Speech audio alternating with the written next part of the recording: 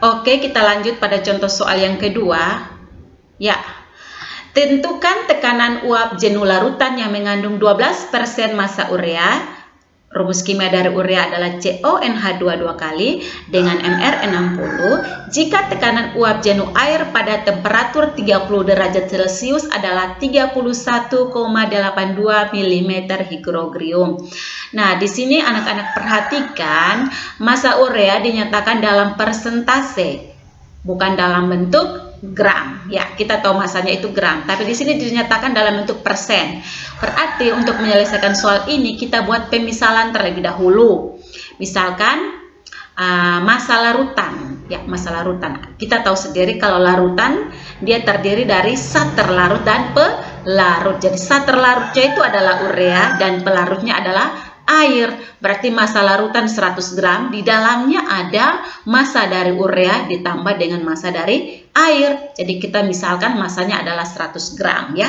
Sehingga massa 12% urea itu bisa didapat dari 12/100. 12/100 kan 12%. 12/100 dikali massa totalnya, yaitu 100 gram. Didapat 12 gram. Berarti massa dari air kita bisa dapat. Karena massa larutannya 100 gram, berarti massa dari air bisa kita dapatkan, yaitu totalnya 100 gram dikurangi dengan 12 gram. Hasilnya adalah 88 gram. Ya, setelah kita mendapatkan massa dari zat terlarutnya urea 12 gram dan pelarutnya air 88 gram, kita sudah bisa mencari nilai molnya. Ingat, untuk menentukan ini, pasti ujung-ujungnya rumus paling dasar dalam kimia adalah mol ya. Jadi mol dari CONH2 dua kali, CONH2 dua kali itu adalah urea. Ini ya, lanjut kita bisa mencari rumusnya sama, massa dibagi Mr. Nah, massa dari urea itu berapa? Tadi kita sudah dapat 12 gram dibagi Mr-nya 60 gram per mol. Diketahui 60 gram per mol. Kalaupun anak-anak cakar juga seperti pertemuan sebelumnya Ibu jelaskan, pasti anak-anak dapat Mr-nya adalah 60 ya. 12 gram dibagi 60 gram per mol hasilnya adalah 0,2 mol. Setelah kita mendapatkan mol urea, berarti kita harus mencari mol urea atau mol terlarut. Kita harus mencari massa pelarut atau massa dari air, mol dari air. Nah, mol dari air kita dapat gram per mr.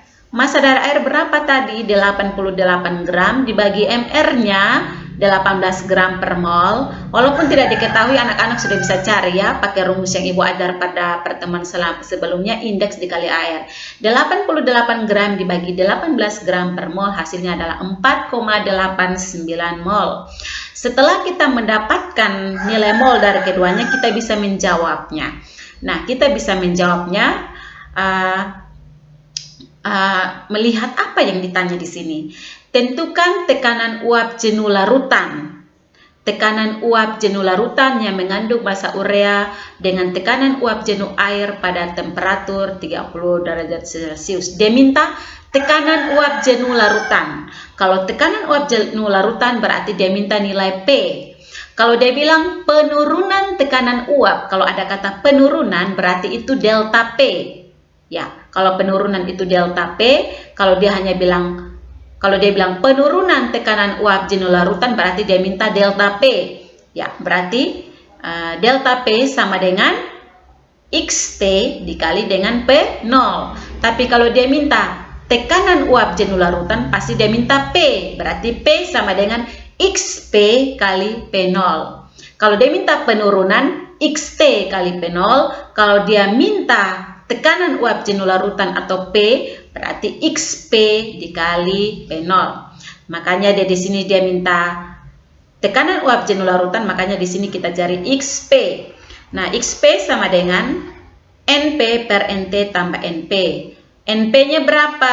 Pelarutnya 4,89 dibagi dengan NT tambah NP 0,2 ditambah 4,89 hasilnya adalah 0,96. Nah, dia minta P kan? Karena di sini ingat kata kunci apa yang ditanya. Tekanan uap jenuh larutan berarti dia minta P. Kalau dia bilang penurunan tekanan uap pasti dia minta delta P. P sendiri adalah XP kali P0. XP-nya sudah ada.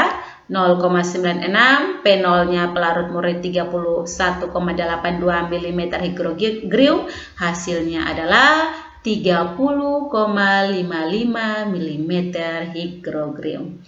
Ya, jadi semoga penjelasan ini bisa menjadi referensi bagi anak-anak dalam memahami materi hari ini. Terima kasih.